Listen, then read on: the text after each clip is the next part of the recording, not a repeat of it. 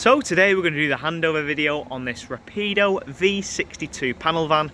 We're going to start on the outside and then we're going to move on to the inside. So firstly, coming over to the passenger side, you'll notice that you've got your fill-up point, which is just behind this flap here. You've got your AdBlue, which is just below, along with your diesel top-up point there. And opening up the passenger door will gain you access obviously into the cab. Now on the door sill you can see that you've got all your tyre pressures which are relevant to the vehicle, and you've also got your bonnet release catch which is just located here. I'll pull that now to release the bonnet. Whilst we're here as well, you can see that you've got Remis cab blinds fitted to this particular motorhome. You've got them for your side windows and also your big window at the front. To operate these, simply pinch the little black tab and pull out like so.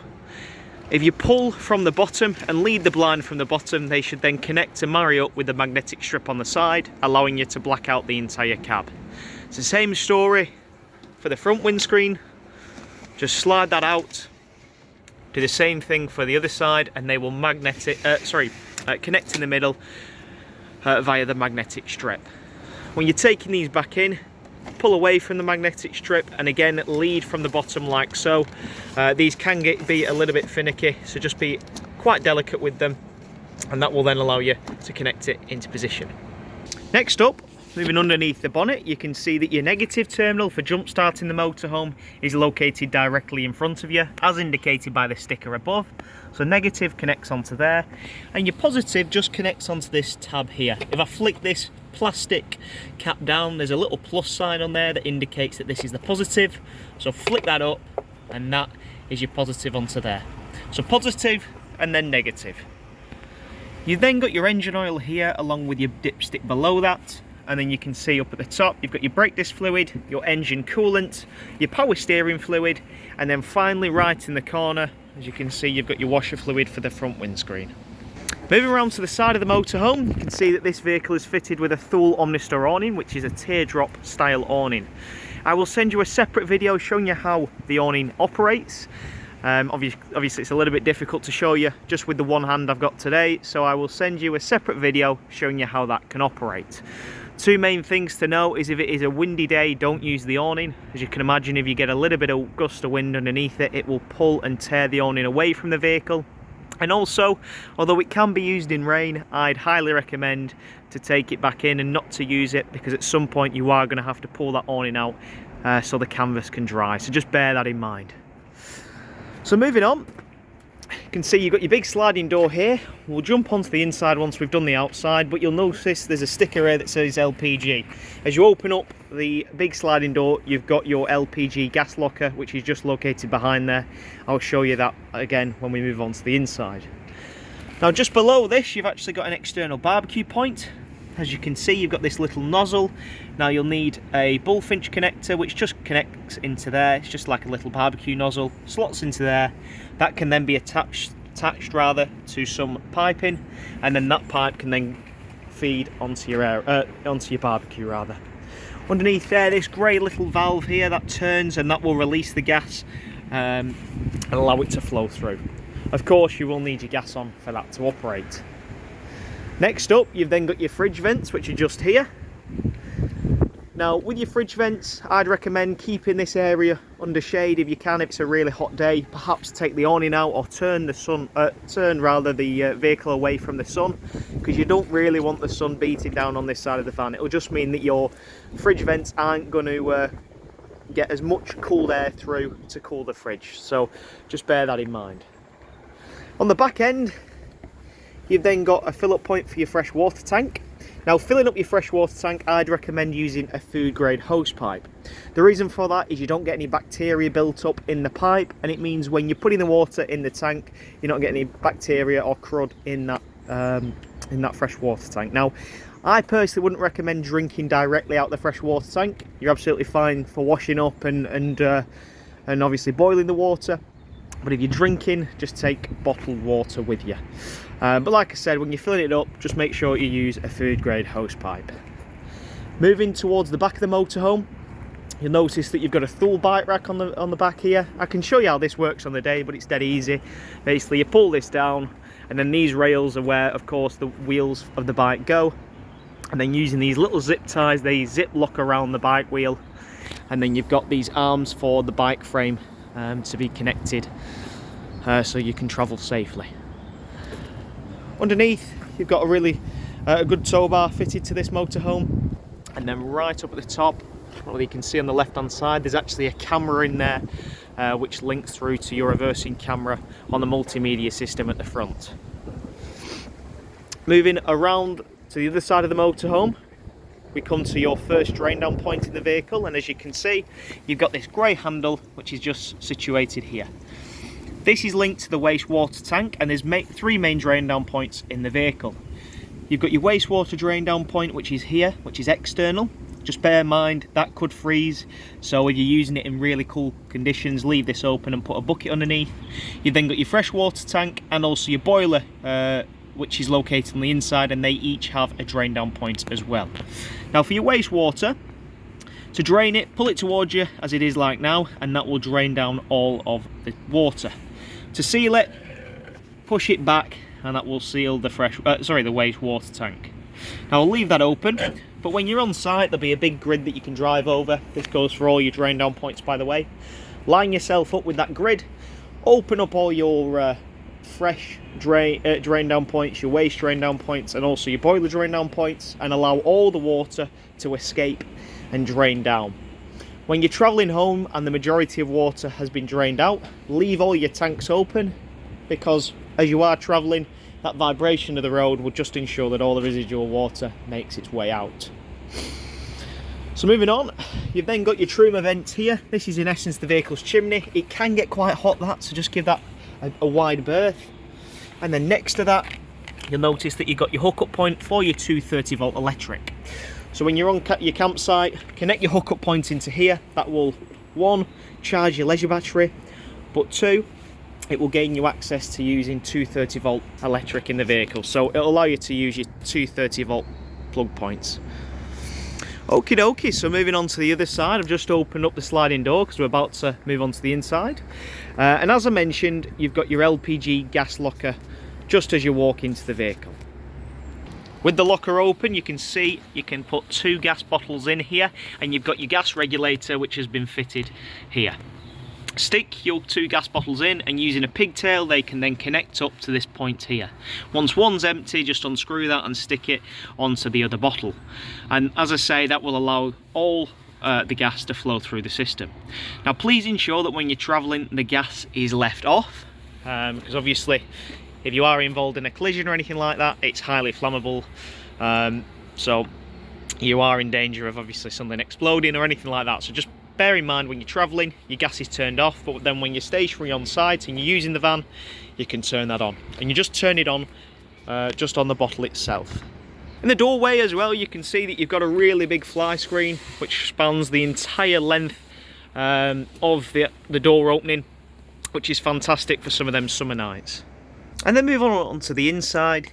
Through the sliding door, you can see on the left hand side you are greeted with 2 light switches. These will turn on and off the lights on the inside of the van, and then you can also see that you've got your TV bracket here. You can actually move this TV bracket up and down depending on the positioning, and as you can see with this swing out arm, you can view this from the bedroom area. Now turning round as you enter the vehicle, you can see that you've got your control panel which is just directly above the door opening. You can see on here, that's the main control panel, and next to that you've got your Truma heating control panel. So firstly, the control panel itself. You've got your on and off switch here, so if I turn that off, you can see that that turns everything off in the motorhome, and like I say, that is the main isolator switch for the van. Turn that back on, just like so. That will then allow you to use and flick through the options. So firstly down here you've got your switch here for your lights. As you can see, that turns all the lights on. You've then got your little switch above that for the door light, which is on the outside of the motorhome. You won't be able to see it at the moment. And then you've got a little switch here to turn your pump on. Now I'm not going to run that at the moment, because as you can see, right on time and right on cue, it's popped up saying that I've no fresh water in the fresh water tank, and that's the reason it's bleeping. It's just warning me that it's not got any fresh water in, which is really good if you do forget. So make sure that you only run the pump rather when you've got fresh water in the tank, because obviously if you don't, you'll burn out the pump. So once you've filled up with fresh water, turn your pump on, and then all you've got to do is go to all of your taps, including your shower, and then turn them on and turn them to hot. In this case, of course, you need to make sure that your freshwater tank has been sealed, as well as your boiler, and that will allow you to pull fresh water from the freshwater tank into the boiler and then out of the tap. Now, it will spurt and splutter at first, but then when it's running steadily, you've primed your system for your hot water. Do that, like I say, on all your taps. Now, once you've done that, flick it over to cool, do the exact same thing. It will spurt and splutter at first, and then when it's running steadily, you've primed your system. Now, once you've done that, you can actually leave your pump button on, because on each of your taps, you've got something called a micro switch, which will activate and deactivate the pump whenever you need it. So it's dead easy, dead simple. The only time you need to turn that pump off is, of course, when you've not got any water in the motorhome. Going back over to the control panel, as I say, you've got your lights down here. We've spoken about the pump, and then up at the top here, you've got this little button that says aux. Now, aux will allow you to use anything 12 volts in the van, so if you've got any charging points or any cigarette lighters, click aux, and that will allow you to use your 12 volt points throughout the motorhome. Now, on the other side, on the control panel, you've got your temperature here. So this will tell you the internal temperature currently. It doesn't look like it'll tell me the external temperature, but it does, as I say, tell us the internal temperature. You've then got your 12 volt leisure battery voltage, as you can see. So currently, we're not plugged in, but it's reading 12.6 volts, which is, it's not far off 100% that.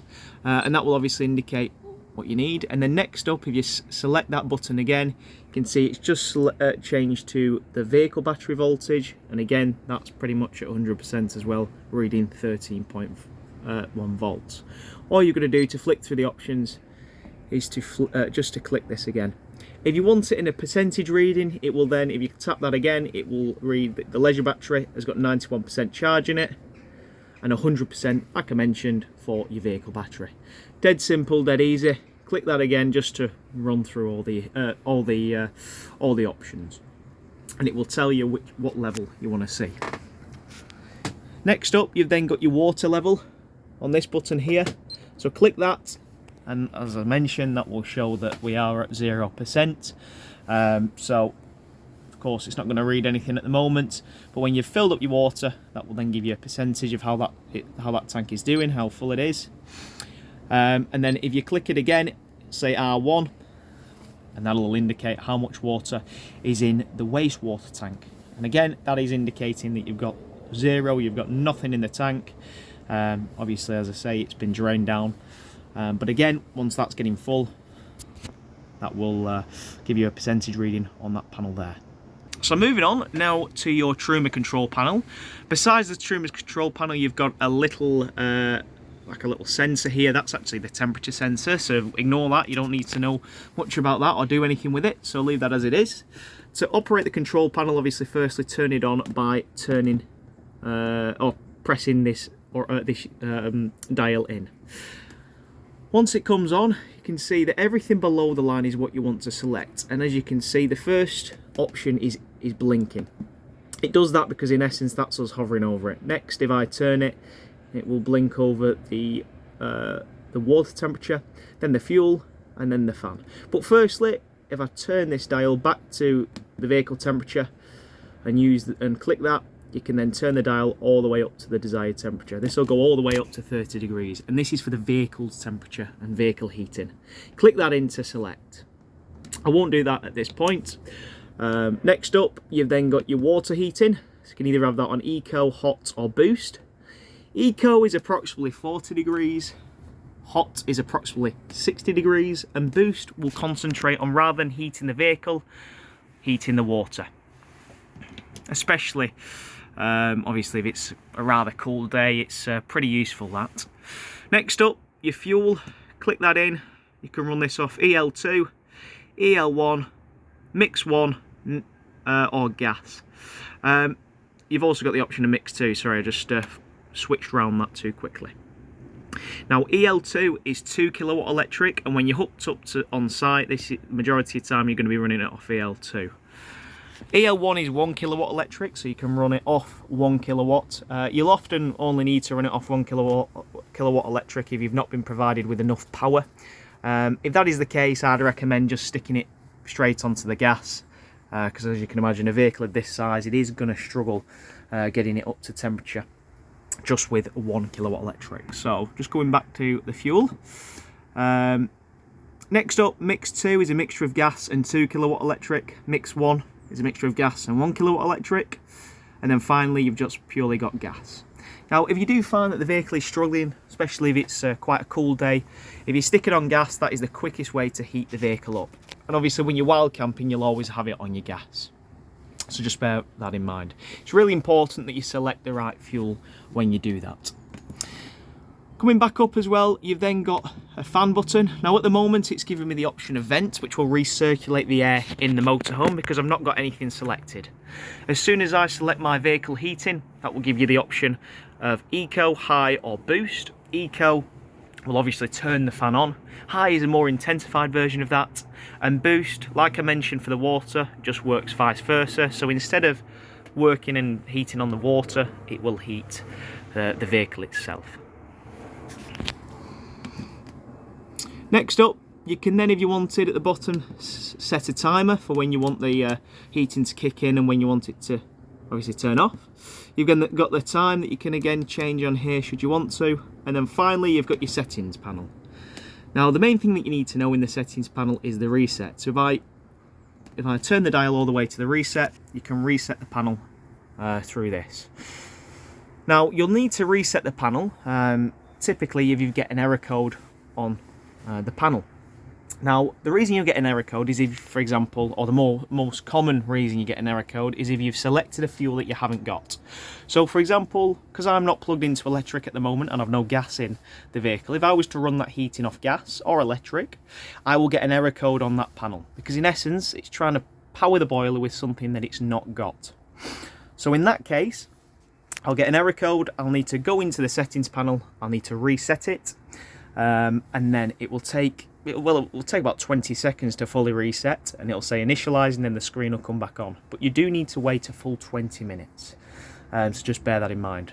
Obviously, if you can avoid it, you want to select the fuel or the correct fuel all the time, but if that does happen, you'll need to just reset it.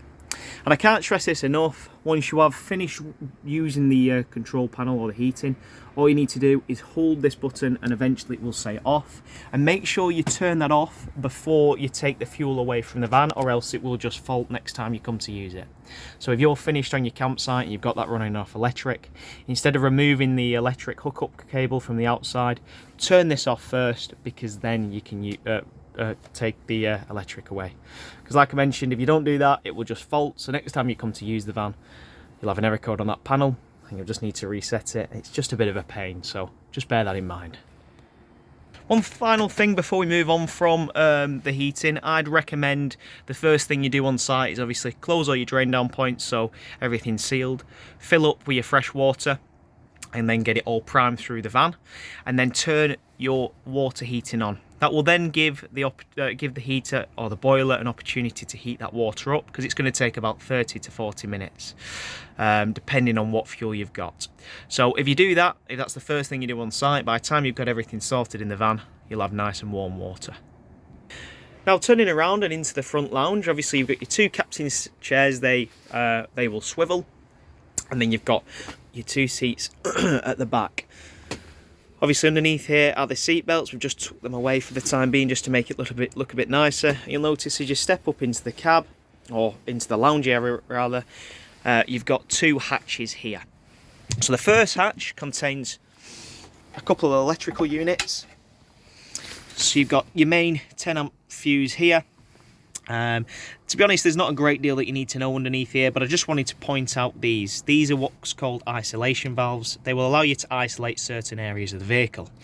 Now, these are really only designed for the technicians, and like I mentioned, will isolate certain areas of the van in the event that you have a gas leak or anything like that. So you don't need to do anything with these. Leave these as they are. Everything that you need to know is on that control panel, as I've just shown you. And then in the other hatch in the floor, you can see it's where all your consumer units are and all your fuses. So you've got your 12-volt charger, which is just down here, and then you can see that you've got your fuse box here. I recommend taking some spare fuses with you, because if anything trips or anything blows, you've got some spare fuses, so it won't mean it will put an end to your journey or your holiday away. But they're nice and accessible, and you can see just in the corner there on that panel, that is where your 230 volt your RCD breaker rather is located. So if anything trips, you can come to this unit and then just flip them switches back up. So again, it's nice and easy to access. Now in the lounge area, this actually doubles up for making a single bed. It's quite a small single bed, but it's there if you need it. Now as you can see, the table I have just taken off the rail here. I've removed this leg, as you can see, which allows the table to be supported underneath like so. And then that table is then connected onto the lower rail, just like so there. Once it's in this position, you then need to swivel the passenger seat around, which I'll do for you now. Apologies regarding the bed.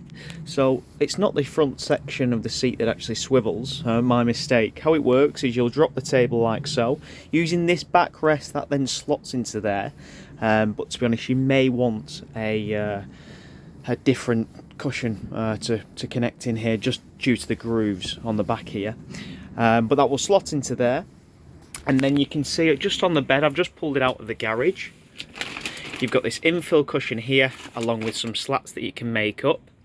So this creates a frame for this to lie on, and that then rests into this position here. And then you've got a small single bed, which is up at the front. I've got a diagram of that, how to show you how that makes up if you are wanting to use it, so I can show you that on the day, should you need it. Now, whilst we're still in the lounge, I've just removed the table. You can actually access underneath the front passenger seat. So lift up this bar and slide out like so.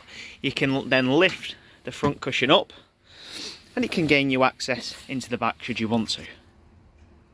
Now, as you can see, I've just removed the middle section. This will gain you access to your leisure battery, and you'll also notice that down there you've got this red little switch, and this is an isolator switch for the entire motorhome. This will kill and isolate everything in the vehicle. Now, as well as your battery isolator, you can see I've just removed the remaining infill panels. You can see down here, this particular vehicle has been fitted with an inverter. Now, the control panel for the inverter is just located here. Just need to turn that on. That will turn the inverter on. That will convert your 12 volt into 230 volt if you're wild camping should you need it. You can see that has been fitted nice and neatly tucked in down here. Next up, like I mentioned, you've got your boiler, which is down here. And this brings us on to your drain down point for the boiler. Now, the boiler drain down point is this here. So you can see there's a little diamond on the top with a little black nib on the inside, popped up on the inside. And then just next to that, there's a little blue valve on the side of it.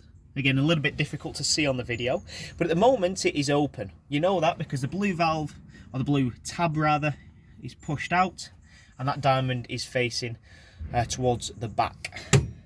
Now, to basically seal this, all you need to do, turn the diamond like so. That black nib pops on the inside, and then the blue tab can then be pushed on the inside, so it's then flush on the side of the drain down point. That is then sealed. To drain it, simply turn the diamond. You'll hear that large click, and that will then allow you to drain down the entire contents of the boiler. And like I mentioned, when you're over your large grid, make sure you're lined up, and then simply drain that down and let all the water drain into the grid. And then when you're traveling home, just leave that open.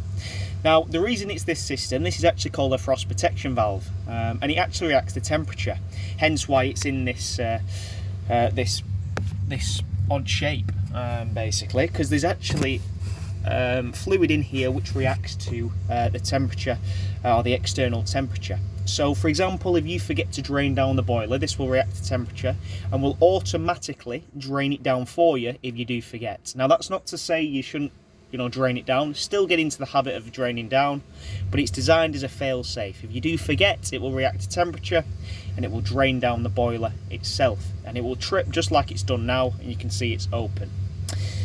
Now what can happen if you're using the vehicle and it's really cold, or you've not used the vehicle in a while and it's quite a cool day, is you'll go to seal this. So you'll flick and turn the diamond into position, and then you'll go to press that blue tab in, and that blue tab often will pop out. The reason for that is, as I mentioned, it reacts to temperature and it won't allow you to seal the unit in fear that it's going to freeze. So if that does happen, you need to turn your heating on, and this is the vehicle heating, not the water heating, and that will heat this area up. After about 30 minutes this will be nice and warm, and you can then press that blue button in so it's nice and flush, and then that's the boiler sealed and you can start pulling the water through. So just bear that in mind. And it's only that only really happens when it's really cold, so don't worry about that. And just like that, the panels are back in position. You can still use this area for a little bit of storage should you want to. Once you've done that, flick the base back down, and using the bar you can slide the seat base into position. Now directly above the lounge you can see that you've got a really good bit of storage here, and in this top cupboard here you can see that you've got your solar panel charger, and then just in the corner here you've got your motorhome Wi-Fi. Now your motorhome Wi-Fi, if you bring a SIM on the day of your collection, I will pop this in the back here for you and set your Wi-Fi up. It's dead easy, dead simple, but it's probably going to be easier to show you on the day that. But just stick it into the back, turn this on, it will give you your password through the device info page, and then you can connect to your Wi-Fi. Now with your solar panel charger, just leave that as it is. You don't need to do anything with that, just simply leave it like that, and that will regulate how much power is going into the leisure battery from the solar panel on the top of the roof. Moving into the kitchen area, we've obviously discussed about priming the system, and you've also got your two hobs here. This is quite a nice feature. You can, if you wanted, pull this down and use this for a little bit more worktop space, which is dead handy. And then just below that you've obviously got all your cupboard drawers, which do lock in through this little button here, so you can turn that and that latches in. Same thing with this here, that will then allow you to open your cupboards underneath here. You then get your oven and grill here, and along here you've got your 12 volt socket for a cigarette lighter should you need it, and then you've got your, as you can see, the your 230 volt mains electric. So moving around from the kitchen, you can see that you've got your fridge. If I open up the fridge here, you can see that you've got your controls for the fridge up at the top. Now this is a three-way fridge, which basically means there's three ways of powering it. So you've got your main on button here, just turn that on, hold your finger on there, that will turn your fridge on. First up, you can run this off 230 volt electric, which is the little plug icon there. You can run it off the gas flame, which is just through there, or you can run it off your 12 volt leisure battery. When you're travelling, you'll need to run it off the 12 volt leisure battery, and then when you're wild camping, of course, you need to run it off your gas, and then when you're stationary, you're on site, you're plugged in, you can run it off your 230 volt. Now a lot of people think that when they're wild camping they can run the fridge off the 12 volt leisure battery. However, that's not really the case, because in most instances it will draw so much power from the battery you'll be left with no power whatsoever to turn your lights on and operate the motorhome. So the fridge will only allow you to run the fridge basically off the 12 volt leisure battery for when you're travelling, because when you're travelling the vehicle engine battery will send power through to your leisure battery, which will then allow you to power the fridge. The only time you can run it off the 12 volt is with that ignition running. When you're wild camping, just run it off the gas. Now you have got a little A button here which stands for automatic. I'd personally just leave it on that, because that will automatically assign whichever fuel you've got in the motorhome. So just select it on A and that will just assign the correct fuel. Next to that, you've then got your little temperature sensor, so you can change the temperature of the fridge, and you've also got a little reset here, as you can see, should you run into an issue with the fridge. You've got your freezer up at the top, and then the fridge is the rest of the unit. Moving along, we're now into your bedroom area. If I lift up the mattress, you can see that you've got a little bit of storage underneath here, as well as a little bit more at the back that can be accessed through the back doors. To access this storage here, as you can see, just slide this back, and it will allow you to use the storage nice and conveniently. For your awning, you've got your awning winder, which just connects up here just above your bed. And just one thing on all your windows, You've got your fly screens that you can pull down and your blackout blinds that you can pull up. Now I've just removed the mattress to also show you on the left hand side. You can see that you've got your fresh water tank.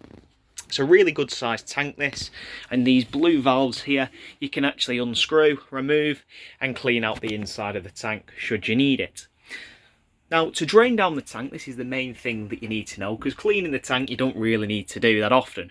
It's really only there, obviously, as you can appreciate, for cleaning it out once a year or so.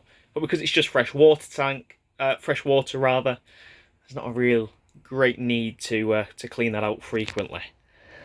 But as I mentioned, to drain this tank down, you've got to use the black valve there. So this is the third final drain down point on the motorhome. We've been through the waste, we've done the boiler, and then finally for the waste, for the fresh, all you've got to do is turn that black valve just like so until you hear a click. And then you can drain down the entire tank. Now there are two settings on this. If you wanted, you could drain the entire thing down to 20 litres, and there's a little sticker, it's a little bit difficult to show you on the video, just through there, which will indicate if you turn it about 3/4 the way, it will drain down the entire thing down to 20 litres. But if you want to drain the entire tank, say for example you're not using the van, you can do so just by turning that all the way around. It's about 2 times that you've got to turn that, and that will drain down the entire fresh water tank. The only reason you can leave water in it is really designed for if you're travelling on site or travelling to your next site rather. The manufacturer recommends you only travel with 20 litres of fresh water, mainly to do with weight distribution and payload, so just bear that in mind. But in most situations you'll be draining the tank completely. So just turn that valve twice and that will drain down the entire fresh water.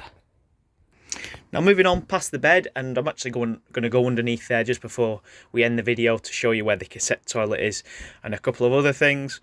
But moving on past there for the time being and into your bathroom area, obviously we've spoken about the shower, priming that system, and the same thing with the tap. The main thing that I need to talk to you about is of course the cassette toilet. So to use the cassette toilet, you have something called a blade on the toilet, which is this piece of plastic. Push that away from you to open the blade so all the waste can drop into the cassette, and pull it towards you to close it. When it is in use, obviously open it so all the waste will drop down, and then using the blue button on the back, that will activate your flush. Just bear in mind you need your pump on for that to operate, but click that and that will empty and flush the cassette into the cassette toilet underneath. Once you've done that, close the blade. You do that for 2 reasons. The main reason is it stops odours from escaping, but 2, it just gets you into the habit of having that closed, so when you come to remove the cassette you don't run into the issue of it jamming. Now this particular motorhome has got a SOG system fitted, which will help eliminate the smell as it disperses out and gets rid of that by extracting it through the outside of the motorhome. But it is still a good idea to of course close this blade on the toilet. And then finally, as mentioned, opening up the rear doors. Underneath here you've got a really good bit of storage should you need to access it. You've actually even got an external shower. As you can see, the shower head is located here, and the shower just plugs into here. You've then got your option of cold and hot water on this side, and then the flow which will release the water through. Of course you do need your pump on for that to operate, so just bear that in mind. Now coming on the back of the toilet, once all that waste is in the cassette and you've closed the cassette by closing the blade, you can remove this system. Now you'll notice that you've got this tube that goes all the way to the back there, and that is part of the SOG system that I mentioned previously, and that will do a really good job at just getting and extracting all of the nasty smells that come from the cassette out on the outside of the motorhome. To drain this down, or to basically empty this, it's dead simple. All you've got to do is start by pressing up this blue lever here, and that will allow you to remove the cassette. Of course, make sure that the blade is closed before removing this. Once you've done that, you then need to remove this pipe just by slotting this out. It's a little bit difficult with the one hand, so I'll be back. And you can see I've just removed that like so. You can then slide the cassette out, and now it is ready to empty. To empty this, all you need to do is slide out this filler neck here and remove the blue cap on the end. Using the blue button, click that. That will release an internal vacuum on the inside of the cassette, allowing you to empty all the contents out. If you're using blue fluid, you can actually stick that straight into the filter here, but the SOG system will do a good job at breaking any waste up. But as I say, if you are using blue fluid, that can go straight into the filler neck here, and then put the cap back on, slide that into position, and the cassette is good to go back in. You'll also notice that you've got this blue valve here. This actually turns. This makes contact with the blade on the inside of the vehicle. Now you should always make sure that this is in this position. If that is off slightly, you'll go to remove put the cassette back in, and it will get jammed. So please ensure it remains in that position. The simple way to look at it is if you've got it out in that position, it's got to go back in that position. And once you've done that, you're good to go. Pick up your cassette, slide that into position, and then it's good to go. Once that's back into position, nice and solid, you're good to go. Now that concludes the handover video on this Rapido V62 panel van. I hope you enjoyed.